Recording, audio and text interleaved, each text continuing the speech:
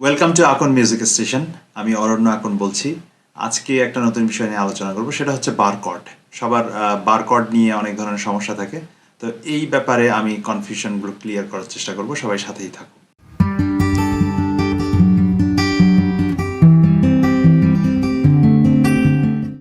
Barcode বাজাতে হলে প্রথমে যেটা করতে হবে সেটা হচ্ছে আমাদের বুঝতে হবে যে বারকোড কয় ধরনের।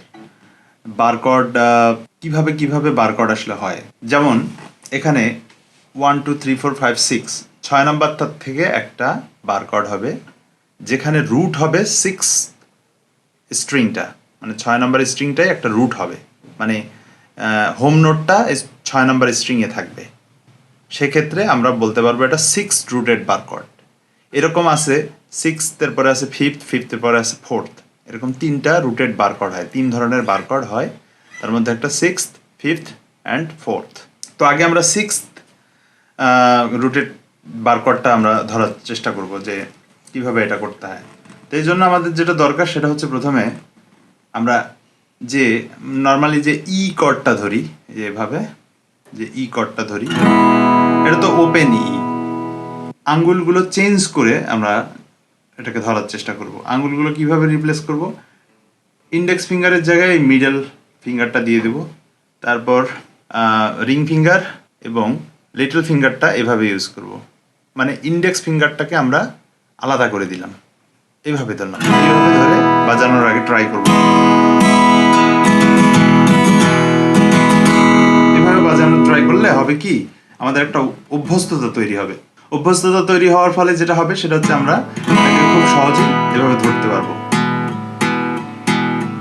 এরকম করে ট্রাই করতে পারি যাতে আমাদের অভ্যস্ততা ব্যাপারটা তৈরি হয়, যে আমরা হুটহাট ধরে ফেলতে পারি।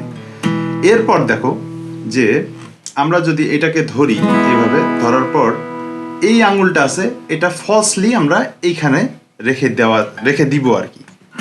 দিয়ে আবার এভাবে বাজাবো, একটা একটা করে বাজিয়ে দেখবো যে সবগুলো বাজতেছে কিনা, কোথাও কোনো বাজিং হচ্ছে কিনা। এই ব্যাপারগুলো আগে ঠিকঠাক করতে হবে আমাদের। এরপরে আমরা জাস্ট এটাকে স্লাইড করে একটা ফ্রেট সরিয়ে দিলাম। এখন এই যে আঙুলটা ছিল এখানে, এই আঙুলটা এখানে এসে বসবে। এই হয়ে গেল আমাদের 6 রুটেড বারকোড। এখন কথা হচ্ছে যে এই রুটেড কর্ডগুলো কিভাবে যায়। মানে যেমন আমরা এখানে ধরছিলাম, এখান থেকে এক স্টেপ সরাইলাম, এই আঙুলটাকে এখানে বসিয়ে দিলাম, তারপর আবার আর এক স্টেপ সরাইলাম, তারপর আর এক স্টেপ, এভাবে চলতে থাকবে। তো তোমরা যারা জানো না যে ক্রোম্যাটিক নোট কি, যেমন A B C D E F G, এই 7টা নোট হচ্ছে থাকবে, এবং এই 7টা নোটের সাথে আরও ফ্ল্যাট অথবা শার্প 5টা নোট থাকবে, মোট 12টা নোট হবে। তাহলে 12টা নোট যদি সিরিয়ালি আমরা বলতে থাকি তাহলে এটাকে বলে ক্রোম্যাটিক স্কেল। তাহলে আমাদের দেখা যাবে যে 2টা নোটের শুধু শার্প নাই, যেমন একটা হচ্ছে বি আর একটা হচ্ছে ই। তাহলে বি ই ছাড়া আর বাকি সবগুলা শার্প আছে, তো আমরা ওই হিসাবে কাউন্ট করব। যেমন এ শার্প, বি এর পরে শার্প নাই, সুতরাং বি এর পরে সি আসবে। A sharp, B, C sharp, D sharp, E এর পরে আবার শার্প নেই, তার মানে ই এর পরে এফ আসবে। আবার এফ এর পরে শার্প আছে, এফ শার্প, জি শার্প। এই যে আমাদের 12টা নোট কিন্তু হয়ে গেল। আমাদের কর্ডও কিন্তু এই 12টাই হবে, ঠিক আছে? যে পিওর কর্ডগুলো আছে সেগুলো আমাদের এই 12টাই হবে। তাহলে আমরা এই সিরিয়ালটা মেনটেন করবো এখানে। তাহলে এটা যেহেতু ই, তার মানে আমরা যদি এক স্টেপ সরাই দিই, দিয়ে এভাবে ধরি, তাহলে এটা হয়ে যাবে এফ, কারণ ই এর পরে কোনো শার্প নেই, ই এর পরেই হচ্ছে এফ আসে। আবার যদি এক স্টেপ সরাই দিই তাহলে হবে এফ এর পরে কি, এফ শার্প, এফ এর পরে হচ্ছে এফ শার্প আসে, তখন এটা এফ শার্প হয়ে যাবে। এরপর যদি আর এক স্টেপ সরাই তাহলে এফ শার্পের পরে কি, এফ শার্পের পরে আসে জি, তাহলে এটা জি হয়ে যাবে। এইভাবে চলতে থাকবে। জি এর পরে আসবে জি শার্প, তারপরে এ, তারপরে এ শার্প, তারপরে বি, তারপরে বি এর পরে শার্প নাই মানে সি আসবে, সি এর পরে সি শার্প, এভাবে আর কি চলতে থাকবে কন্টিনিউয়াস প্রসেস। এটা হচ্ছে 6 রুটেড বারকোড। এভাবে 6 রুটেড বারকোডটা আমরা ধরবো। এবার আসো 5th রুটেড বারকোডটা কি। ও আর একটা কথা বলে নিই, সেটা হচ্ছে 6 রুটেড বারকোড কেন হলো। দেখো এই যে 6 নম্বর তারটা, এটা অলরেডি ইতে আছে, এই কারণে এটা 6 রুটেড, মানে রুট নোটটা হচ্ছে 6 স্ট্রিং। এরপরে আমরা যদি এখানে যাই, দেখো এই যে এই আঙুলটা দিয়ে যে ধরছি, এটা কিন্তু ই এর পরে এফ, তাহলে এইটা রুট হয়ে গেল তখন, এই কারণে এটাকে এফ বলা হচ্ছে। তাহলে এফ বলে ফেললাম এটাকে। এরপরে দেখো এভাবে যখন ধরছি তখন এটা হয়ে গেল এফ শার্প, তার মানে এটা এফ শার্প রুটেড কর্ড, মানে 6 রুটেড কর্ড এফ শার্প। এভাবে আসলে চলতে থাকে, এভাবে রুট কর্ডগুলা কাউন্ট করা হয় সাধারণত। এরপর আসবে ফিফথ রুটেড, তার মানে রুট নোটটা থাকবে হচ্ছে ফিফথ স্ট্রিংয়ে থাকবে রুট নোটটা। যেমন ফিফথ রুটেড কর্ড শুরু হয় হচ্ছে ওপেন এ থেকে, 6 রুটেড যেমন শুরু হলো হচ্ছে ওপেন ই থেকে, তেমনি এ থেকে শুরু হয় হচ্ছে ফিফথ রুটেড কর্ড। কারণ কি, আমরা যখন এই কর্ডটা ধরি এভাবে, তখন আমরা কিন্তু আসলে মেইনলি আমাদের বাজানো দরকার এখানে 5টা তার, কারণ ফিফথ রুটেড কর্ডে 5টা তার 5টা স্ট্রিং বাজাতে হবে, ঠিক আছে? এটা কিভাবে হলো, যেমন এটা হচ্ছে এ, তাহলে আমরা কিন্তু এই 5 নম্বর তারটা যদি ওপেন অবস্থায় প্লে করি তাহলে এটা হবে এ।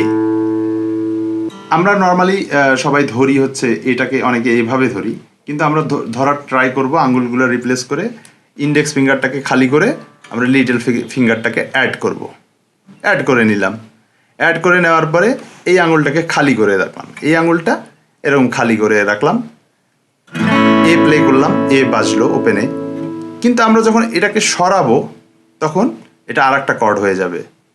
কিন্তু আমরা এ যখন ধরছিলাম তখন এই যে এখানে এই নাটটা এখানে ধরেছিল এতক্ষণ, কিন্তু আমরা যখন এটাকে এক স্টেপ সরাইলাম তখন আমাদের আঙুলটাকে এই নাটটাকেও এক স্টেপ সরিয়ে আনতে হবে।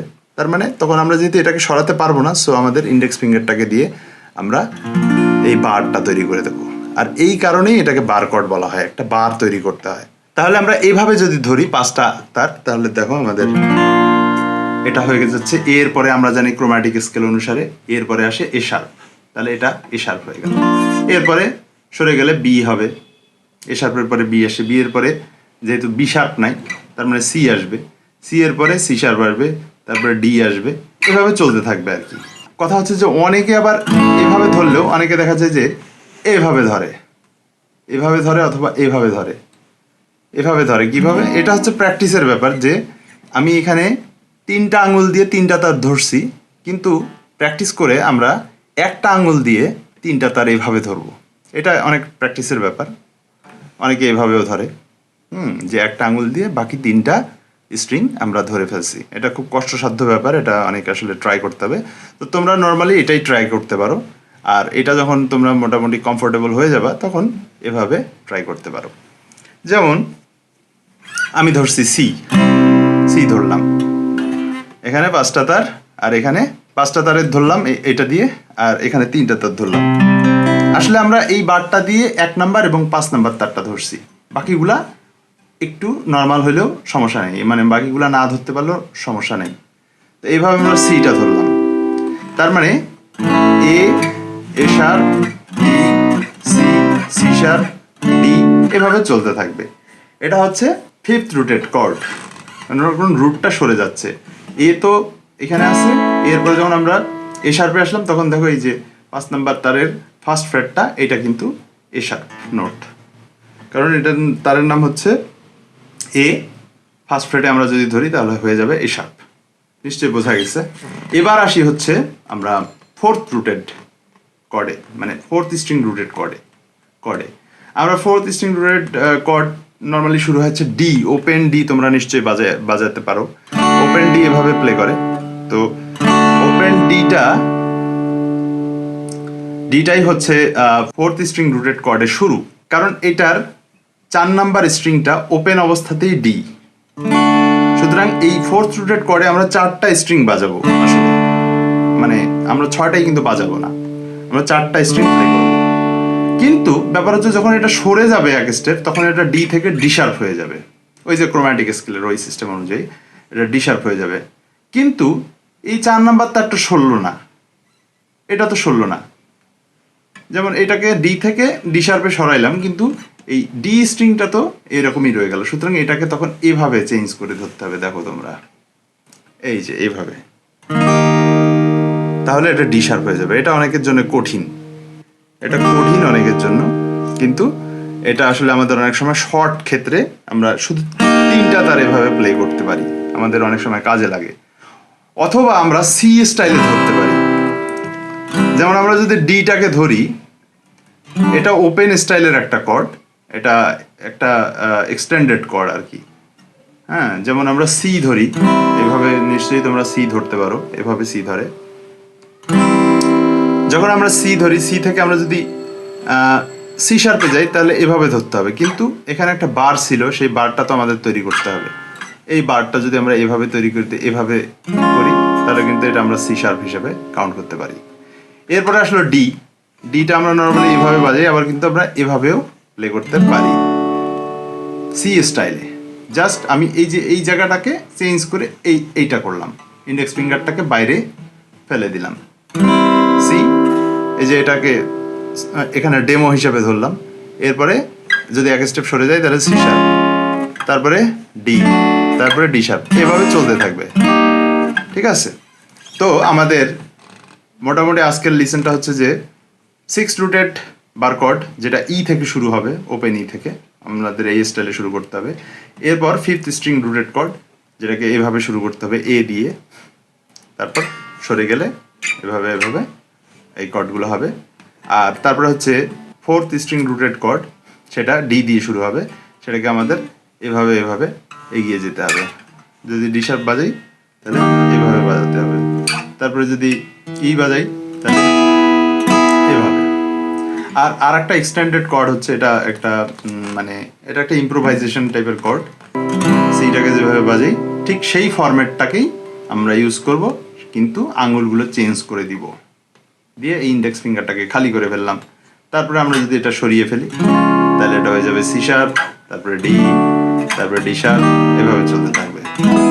এই কর্ডগুলো কিন্তু আমাদের খুব কাজে লাগে যখন মানে কেউ ইন্টারমিডিয়েট বা প্রফেশনাল লেভেল প্লে করে, তখন তাদের জন্য খুব কাজে লাগে।